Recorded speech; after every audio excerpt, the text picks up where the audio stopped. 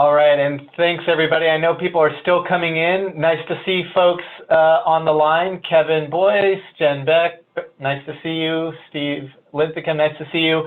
I know folks are dropping their information in, so please continue to do so. Introduce yourself, and if you're connected with an apprenticeship program, let us know which apprenticeship program it's connected with. And as people sign in, hopefully others will get the sense of what to do. So my name is Caleb Van Docto. I'm with Social Policy Research Associates. I'm glad to welcome everybody to the November CAI webinar. This is going to be an exciting one. We have a conversation with Lul Tesfai from New America. And we also have on the line with us John Fox, who's the president of AmTac, Inc. And we're going to have a conversation about strategies to build high-quality college-connected apprenticeships. Here's some nice-looking-ish pictures of us. And before I get too embarrassed, maybe we can even move forward. I want to put out an initial question just to get folks thinking about this. You'll notice if you're on if you're on Zoom, the Zoom platform, there is a participant list. If you don't see that, you can click it's usually near the bottom of the screen. There's a list of icons such as the chat box, etc., where you can see participant lists. And if you bring up the participant list, you can see buttons near the bottom. You should see buttons that say yes or no, or go slower, or go faster, etc. And so using either those buttons, or if it's easier through just typing into chat, let us know if you're administering an apprenticeship program. If you're administering an apprenticeship program, does it offer college credit or degrees? And we're really just kind of getting a general temperature of what's out there, what programs are out there, what people are doing. There's no right or wrong answer. Nobody is going to knock you if it's one thing or another. We just want to get a temperature of what it's like in California. And I'll give folks a moment to answer. Okay, and we only have a couple of folks that are answering. I know that there's more out there, and I know there's a number of folks that are on the phone as well. But just as a reminder, if you are administering this question right up on the screen, and it should be in the managing participants line, you can also just type it into the chat. You can say a yes or a no, or whatever's easiest. So far, I've got just a couple of yeses. Okay, so with that question, I know people are probably still thinking about it. It's also possible that there may be, great, thank you, Jim, for answering into the chat too. I realize that some folks may not have those buttons available, and so if that's the case, you can also use chat to say yes. So we're going to be talking about what these sorts of programs, what programs look like that are connected to apprenticeship programs that are connected to college credit and degrees, and kind of get a bigger picture of not just what exists out there, but also where the trajectory is a little bit. And to help facilitate this conversation, I'm going to turn things over to my colleague and mentor informal, Vince Kohler. Vince, are you on the line? I'm on. Can you hear me? We can. Okay, excellent. Thanks, Caleb, and thanks to everyone for joining us this morning. It's great. I'm really excited about this particular topic, and I'm also excited that I'll get to introduce it a little bit, introduce the folks who are talking, and then get the conversation going. I'm glad that so many of you are on and already offering apprenticeships for credit and for degree. So this is great. And those of you who are not, this should help you answer some of the questions. There's no doubt that apprenticeship is experiencing an amazing renaissance in California, and you guys are all part of this. But it's also true that there are still some reputational issues. This is partly historical, probably because of its blue-collar roots, and partly because most people just don't know about it in the first place. But one of the knocks on apprenticeship is that it does not lead to a degree, and therefore, in a kind of college for all world, it's perceived to be second class. We all know that it does not have to be that way. There are plenty of programs that have demonstrated that apprenticeship and college don't have to be an either-or choice. And in fact, we really want to make sure that as apprenticeship grows, and if we want to have it grow to the level that the economy needs and that job seekers want and that the governor has called for, then we have to work very hard to make sure that apprenticeship is not so much an alternative to college, but a way through and to college. And obviously, one way to do that is to make sure that it goes hand in hand with credit and with a degree. Some of the best resources on this topic come out of New America, a think and do tank that includes some of the leading thinkers on education reform and also on apprenticeship, and 3 of them you have right on your screen right now. And that's why I'm super excited to have Lul Tesfai, the author of the paper on the left, College-Connected Apprenticeships, on College-Connected Apprenticeships out of the New America shop on the line. Prior to joining, the other 2 papers that I want to mention briefly, and I don't know whether Lul is going to go into them, but I thought I'd bring them up. We'll include links in the chat so that you can read them at your leisure after this session's over. There are some examples that were documented on state policy approaches to support college-connected apprenticeships, and then the recommendations that Mary Alice McCarthy, the head of the department at New America, the education department at New America, put out with colleagues on connecting apprenticeship and higher education. So this is kind of the theses of this is the way to get it done. But first, let's talk about how to connect connect apprenticeships to college degrees and to credit-bearing programs through this presentation by Lul. Prior to joining New America, Lul was a senior policy director at CNA Education, and she had also, before that, served as director of policy in the Office of Career Technical Education, OCTE, at the U.S. Department of Education. She's connected to California. In fact, I understand that she is in California right now, even though her perch often is now in Washington, D.C. But she also worked as a policy consultant for the California Senate Office of Research. And, you know, her degree is from Cal. So she has many great connections to our great state. So, Lul, are you on? And can I turn this over to you? Wonderful. Well, thank you, Vince and John and Caleb, for the introduction and for the kind of remarks that you shared about college-connected apprenticeships. Again, my name is Lul Tesfai. I'm a senior policy analyst with New America, which is a think tank based in Washington, D.C. And since 2016, we've been doing quite a bit of research and work around apprenticeship. So Vince mentioned our previous work that focused on federal policy to really strengthen connections between apprenticeship systems and higher education systems. We've also done a fair bit of work around youth apprenticeship in New America in partnership with a number of other organizations, leads the Partnership to Advance Youth Apprenticeship, which is both funding local youth apprenticeship programs and states who are trying to develop a robust youth apprenticeship strategy, but also pulling together resources to help the field more broadly advance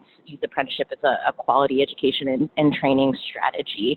And building on the work that we did around federal policy to support connections between apprenticeship and higher education systems, lately we've been looking at what quality programs that offer youth and adults post-secondary credits and access to degrees actually look like.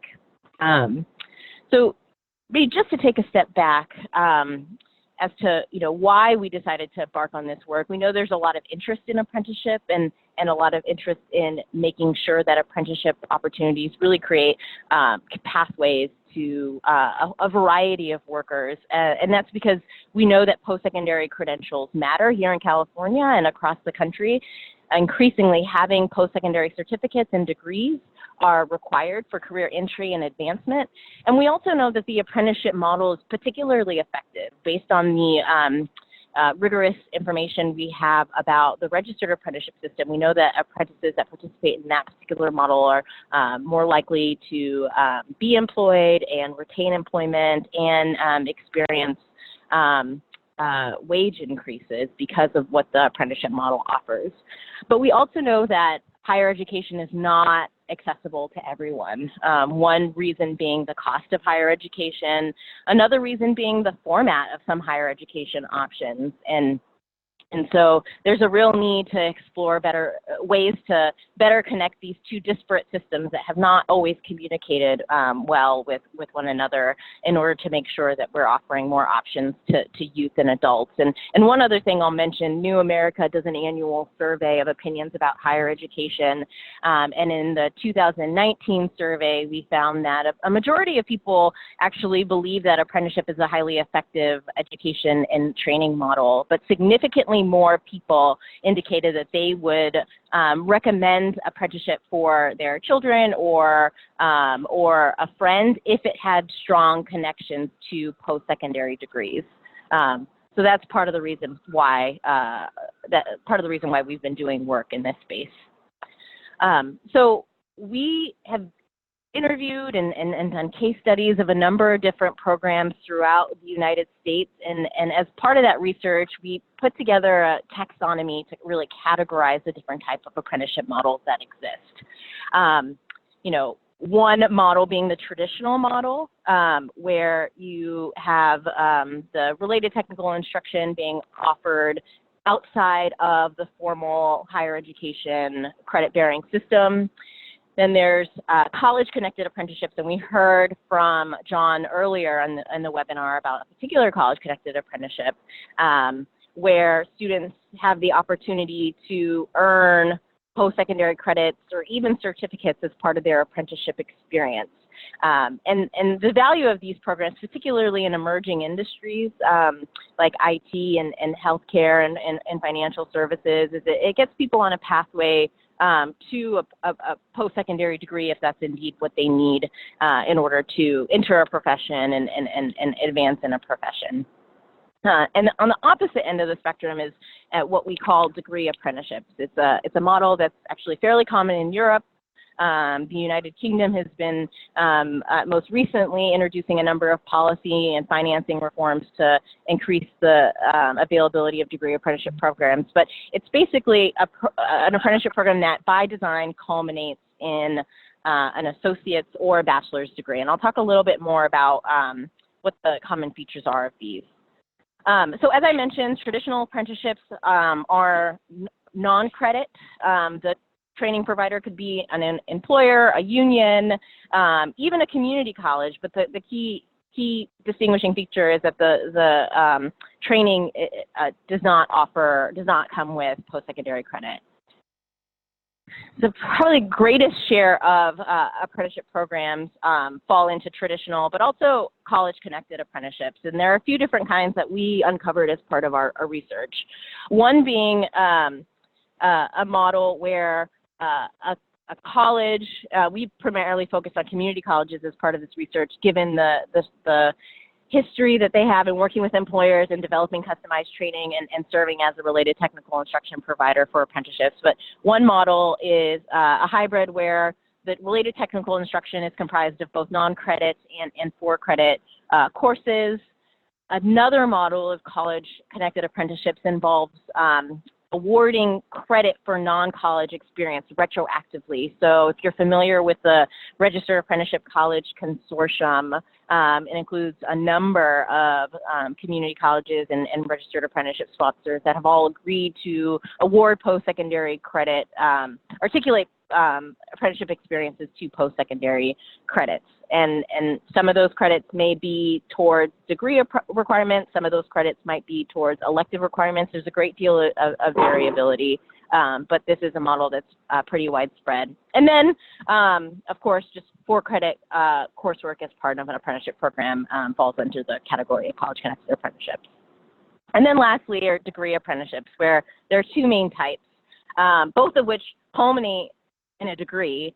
But there's also what we're seeing in a few areas, this idea of a competency-based degree apprenticeship, where the college is not just offering for-credit related technical instruction, but is actually awarding academic credit for a portion of the learning that takes place at the job site. And I'll talk through a couple of examples of where we're seeing competency-based degree apprenticeships.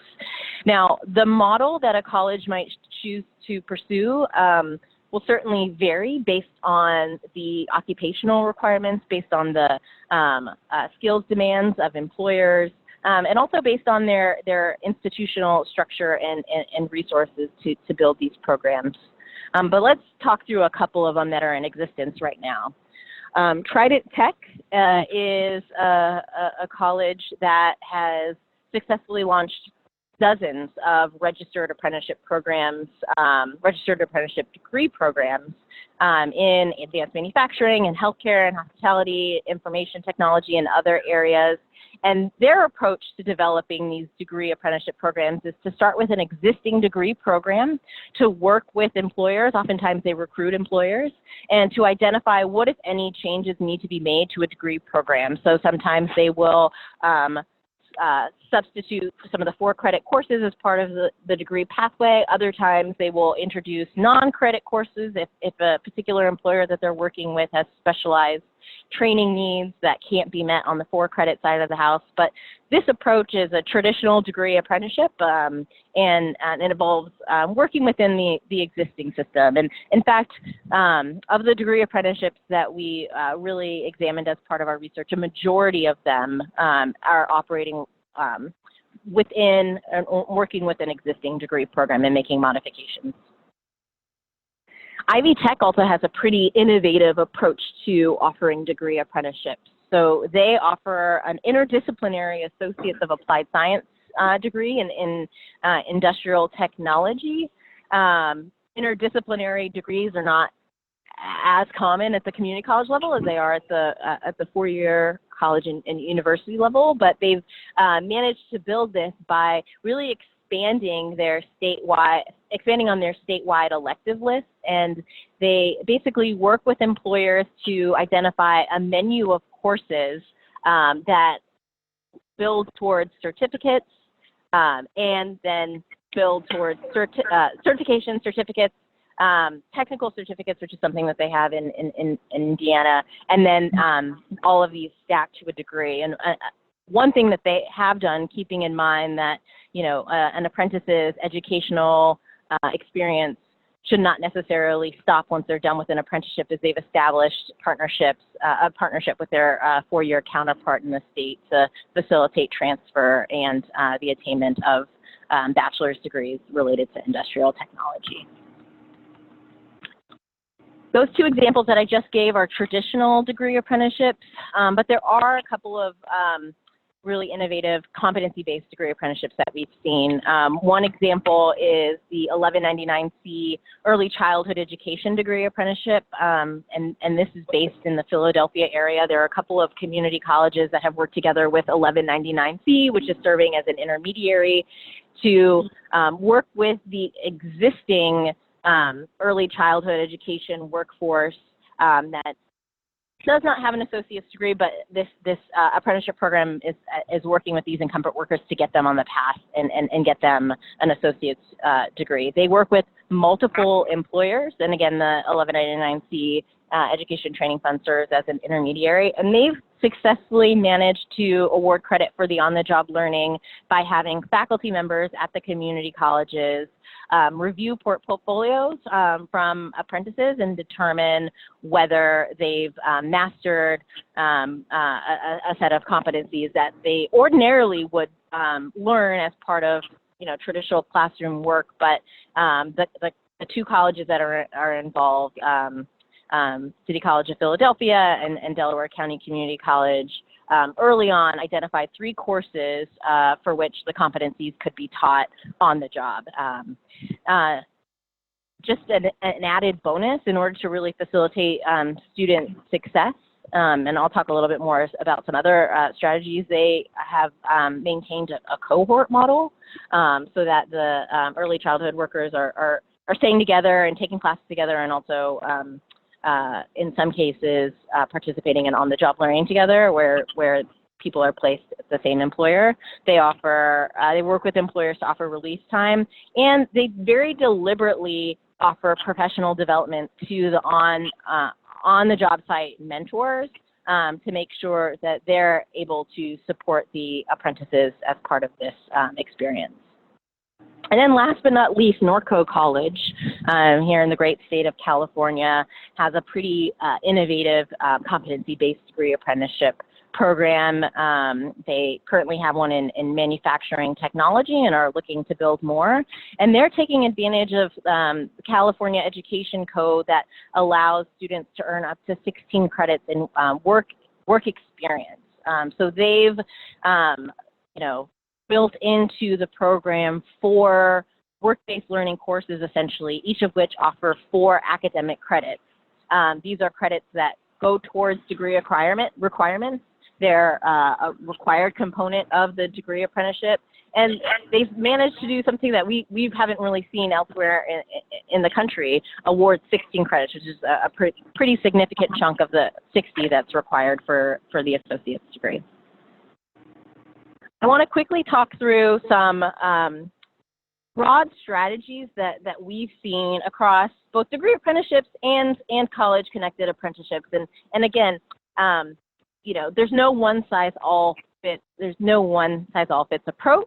The approach that a community college elects to take really depends on their population, the occupation that they're training for, the employers that they're working for, and their institutional capacity to implement these approaches. But nonetheless, there are a number of really innovative strategies that we've seen as part of our work around course customization, credit for on-the-job learning, classroom instruction, mentorship, cohort development, and support services. So I know I mentioned a couple of examples of how community colleges are working with employers and other stakeholders to offer customized courses, again, substituting for credit courses within an existing pathway to speak more directly to the needs of employers, supplementing non-credit courses. A strategy that we have seen, although it's not very common, is actually going through the process of converting non-credit courses to credit-bearing courses towards a degree. But some other course customization strategies that we've seen have really tried to acknowledge the unique academic needs and learning needs of apprentices. So Trident Tech, for example, will oftentimes front load the technical content for their student apprentices. This is something that their employers really appreciate because it allows the student apprentice to really hit the ground running on the work site and be a productive member of that company. But in the case of 1199C and some of the early childhood education degree apprenticeship programs that we're seeing in the state of Pennsylvania, they've elected to contextualize general education courses. So pulling in courses about child pedagogy into their English course to really make sure that everything that the student apprentice is learning at the community college really relates to the work and the learning that they need to apply in the job setting. And then also embedding remediation into academic coursework. This isn't necessarily a strategy that's only conducive for degree apprenticeships, but it's something that we have been seeing across the country. With regards to credit for on-the-job learning, as I mentioned, there are a couple of different ways to offer it: through credit evaluation, through prior learning assessments, through work-based learning courses. Again, the approach that a community college decides to take really depends on their context. And then classroom instruction. And there are trade-offs to, the different ways that a community college and employer can, offer their classroom instruction. It's most commonly delivered through worksite classroom instruction, but we also, as part of our research, have seen online RTI. This is particularly helpful if an employer cannot or does not offer release time for apprentices to engage in the post-secondary component of their apprenticeship program. We know that community colleges oftentimes offer evening classes or classes during non-work hours. or can even designate specific days for classroom instruction and on-the-job learning, much like a co-op model. And then, employer-paid release time is another strategy that we've seen to really reduce some of the barriers to accessing and participating in post-secondary education. And then I'll briefly mention some of the other strategies that we've seen around mentorship, as previously noted. On-the-job mentors play a really critical role in reinforcing the technical contents that apprentices are exposed to. It is, a significant investment on the part of employers to identify mentors and support them in, doing things like assessing learning, especially if a degree apprenticeship is competency-based. So offering ongoing training to job site mentors is something that we've seen as a particularly effective strategy in like the 1199C Early Childhood Education Program that was previously profiled. Offering cohorts is another strategy to support student success. But one thing that, we've heard in talking to community colleges is sometimes it's really challenging to maintain cohorts. If you're working with employers that have onesies and twosies and not a whole lot of apprenticeship slots, then keeping a cohort together is challenging, especially if you're working with multiple employers who have different work schedules, on-the-job training schedules. So that's definitely a consideration for colleges to keep in mind. And then support services, again, offering childcare, transportation assistance, academic and career advising is not necessarily something that's exclusive to degree apprenticeships, but as we think about designing programs that make sense for incumbent workers or even youth apprentices, it's really important to keep in mind some of the barriers that will prevent them from accessing degree apprenticeships or even college-connected apprenticeships and continuing on in those programs until completion. So the last thing I'll leave you with is a set of design principles for degree apprenticeship. And these design principles are informed based on the research that we've conducted over the last year into the U.S. models that exist, as well as our look at international college-connected and degree apprenticeship models in Switzerland and Germany and now increasingly in the United Kingdom. There are 5 main principles that we think really embody a quality program, one being that they're student-centered. So they really think through what are some of the barriers that students might face in accessing the program and persisting in the program. And how can a college, in some cases, go above and beyond, tap into existing efforts around guided pathways or student supports to really make sure that student apprentices are set up for success.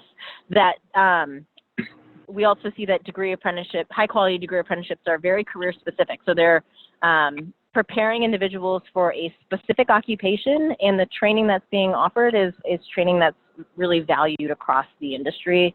That they're also permeable, so that they identify as many ways as possible to offer student apprentices academic credit for what they're doing on the job, of course, in the classroom as well.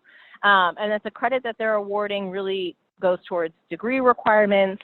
The credit that they're awarding can be easily transferred, and again, is still relevant to the field. That programs are portable, so they culminate in credentials of value. Whether it's a degree or in the case of college-connected apprenticeships, post-secondary certificates, and that they're accountable. That they collect data. The college collects data, the employer collects data, and that data is used to really inform program development and refinement for improvement. So I'll stop there, and again, thank you for your interest in your work around apprenticeship and college-connected apprenticeships in particular. Lul, thanks so much. Yeah, go ahead, Vince. Yeah, thanks so much, Lul. This was great. Such a good overview. And it's encouraging to hear how much is being done in this space. Obviously, one of the key benefits of having degree apprenticeships and giving credit for work done is just the fact that there's a certain equity in making sure that you actually get credit for the work that's done, be it in the workplace or in school. Obviously, some of these successes that you've cited are based on a lot of work that was done to make sure that some of the barriers were eliminated. I was just curious, what were some of the biggest barriers that you came across as you looked at these, as you talked to both educators and apprenticeship intermediaries? What were they citing as being the biggest hurdles that they had to overcome?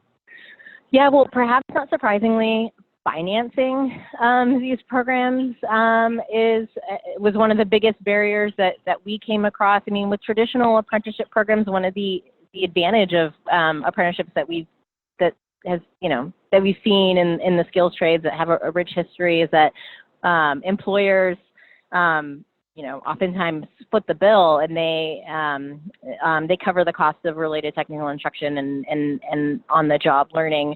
With college-connected apprenticeships and degree apprenticeships, there's the added cost of tuition. And you have some programs in states where they're facilitating policies, California, Texas, being a couple of examples, where there are funding sources to cover tuition, but that's not always the case. In the case of Trident Tech, they mentioned that about half their employers actually cover the cost of tuition because they see the real value in making sure that their apprentices have access to post-secondary degrees.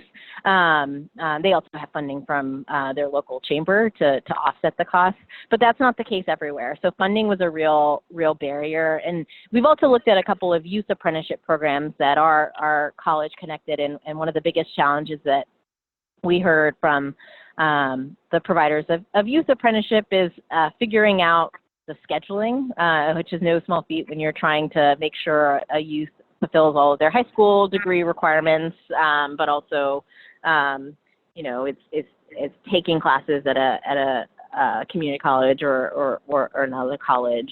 So kind of working within the limited school day was a particular challenge that we heard on the youth side.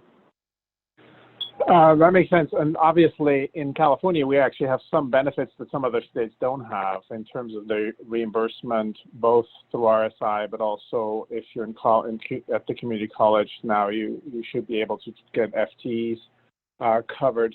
And obviously it was encouraging to see that there are colleges already taking advantage of giving credit for work-based learning.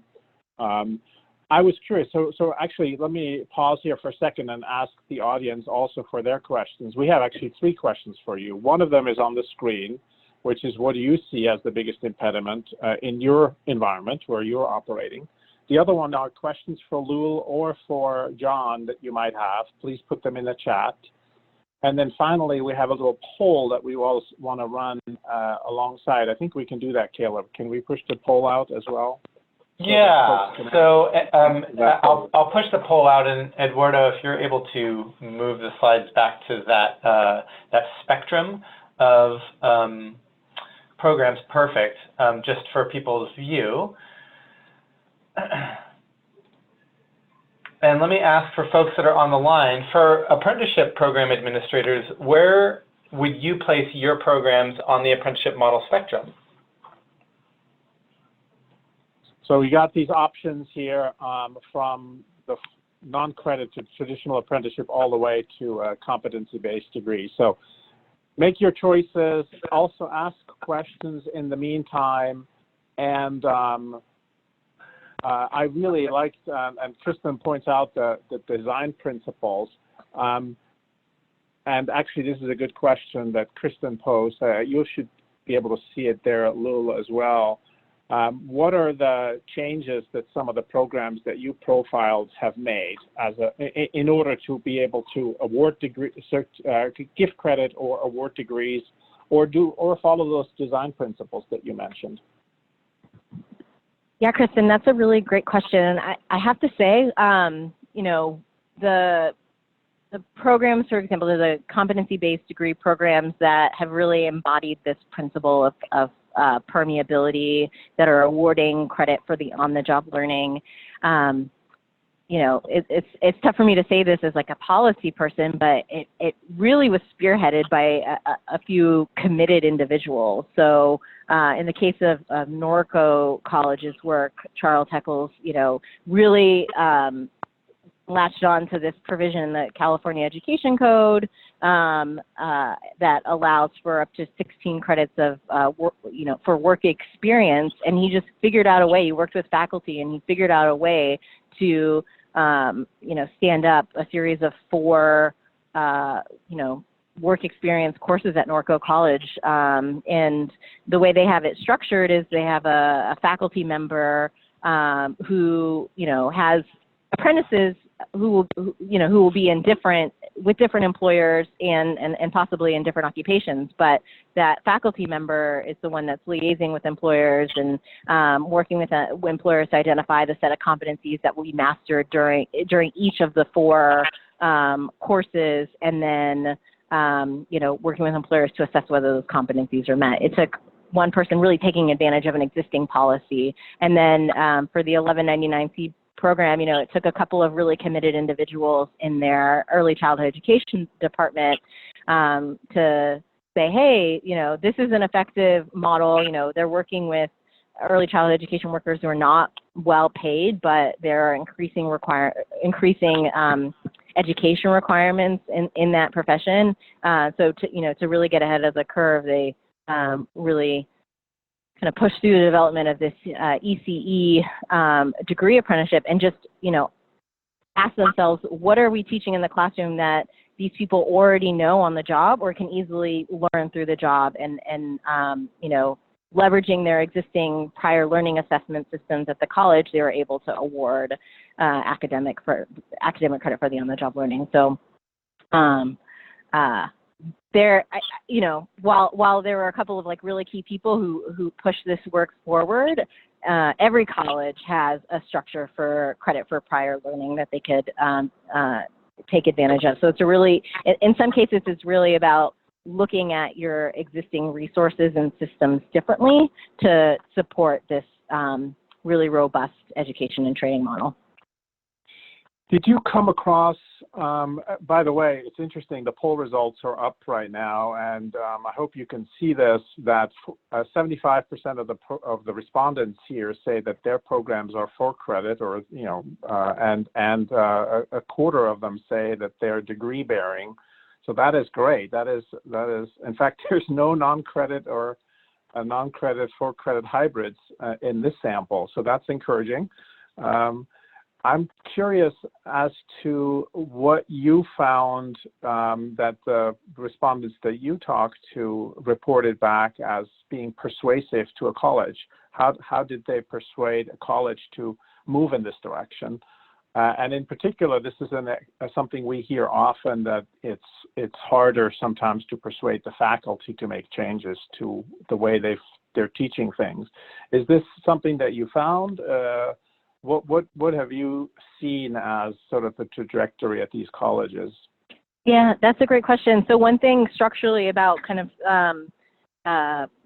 where these programs sat at the community colleges that we examined, it was all on the for-credit side. And every program that we talked to that offered degree apprenticeship said that they had the buy-in of their college president.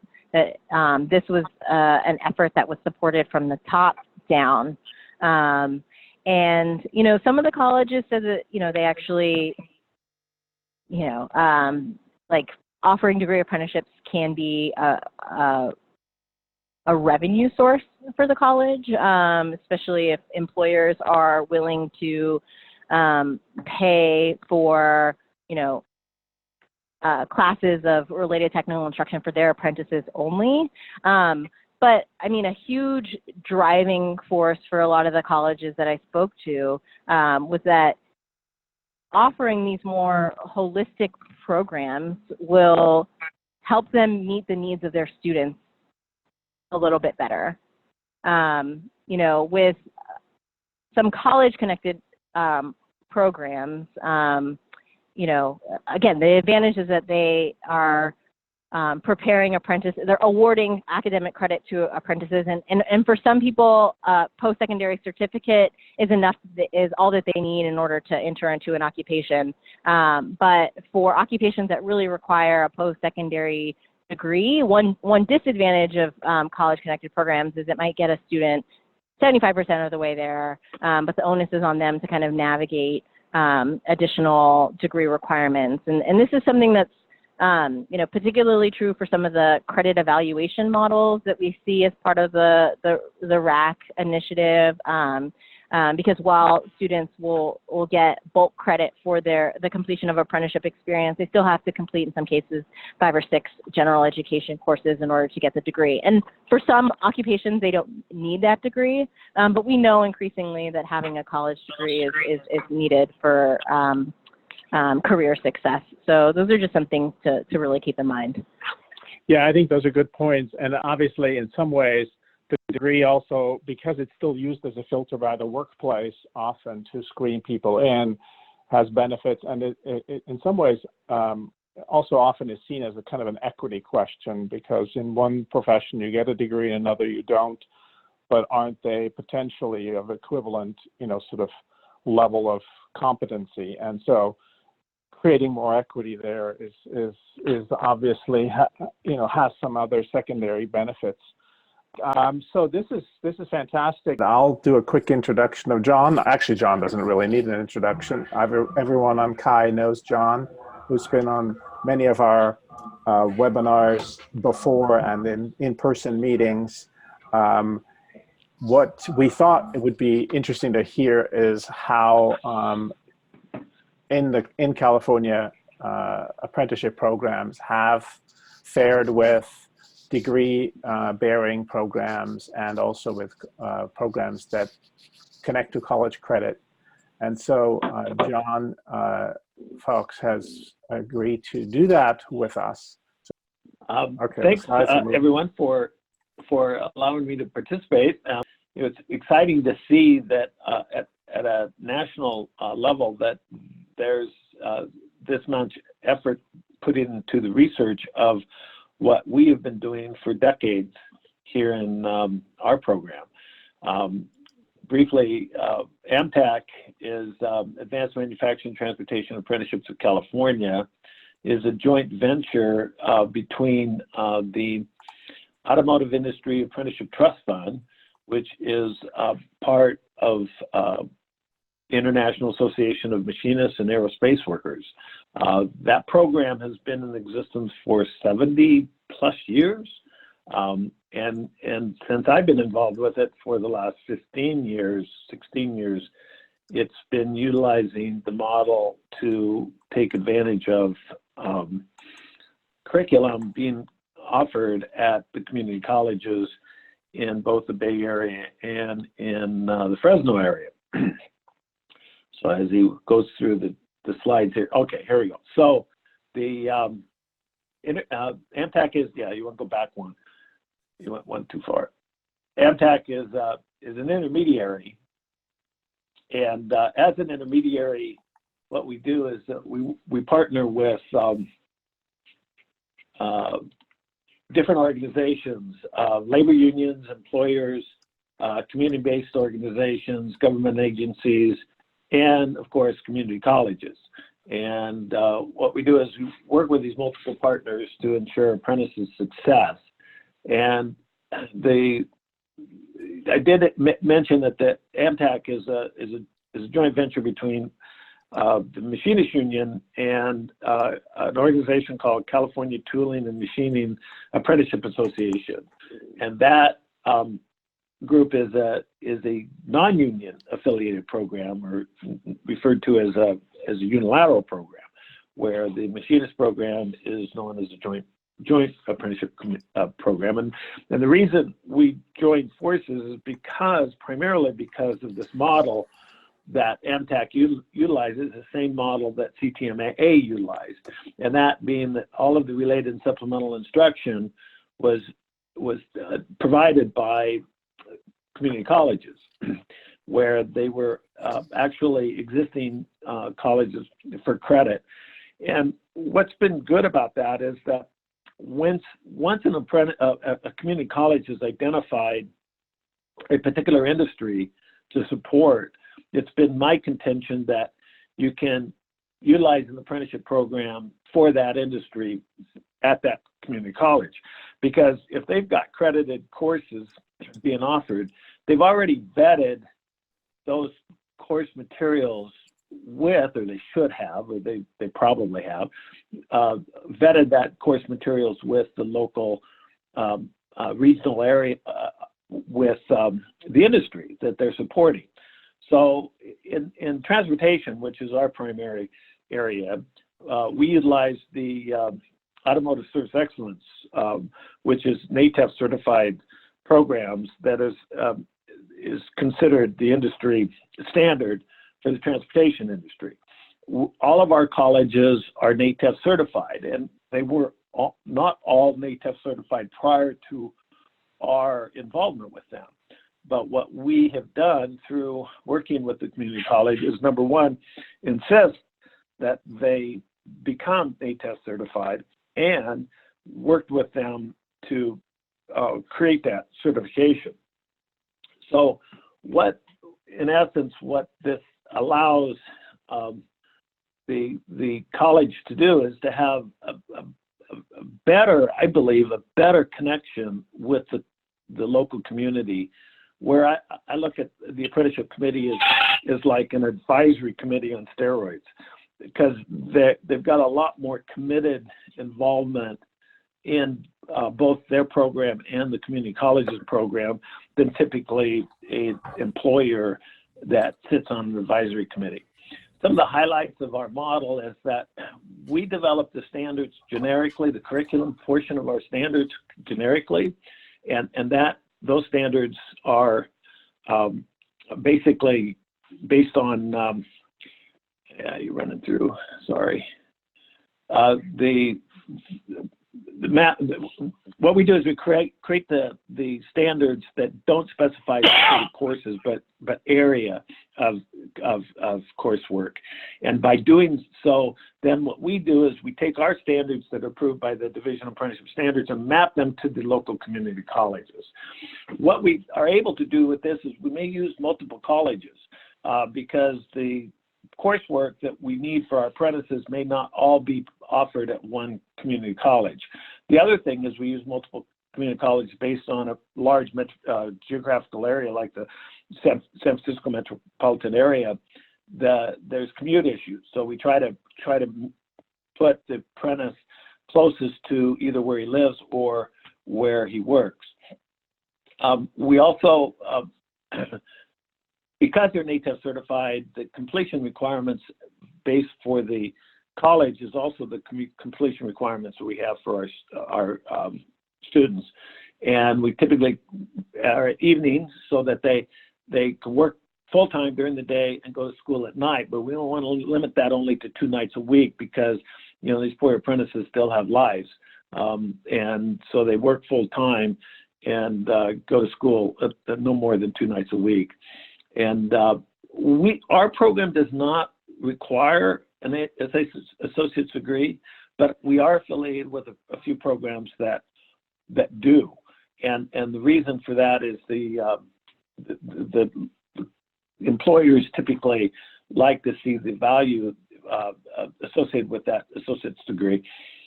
So we can go to the last slide, the next slide. So the benefits to the college are important because what we found is that the administrator, typically the administrators at the colleges don't necessarily see the value that the apprentices bring to the program. I don't know, can you advance the slide one more, please? Benefits to participate colleges. Okay, sorry. anyway, the curriculum is connected to local and regional industries. Students are employed from day one. Students typically finish with a completion certificate, which is really important to the colleges because the criteria for the colleges are to be employed. It's good for the employee. They're evaluated, and I think that the money that they receive from the community college chancellor's office is they need to be employed, and they are they also complete. And a lot of the programs going to completion certificates rather than associate's degrees, because then they count those as completions.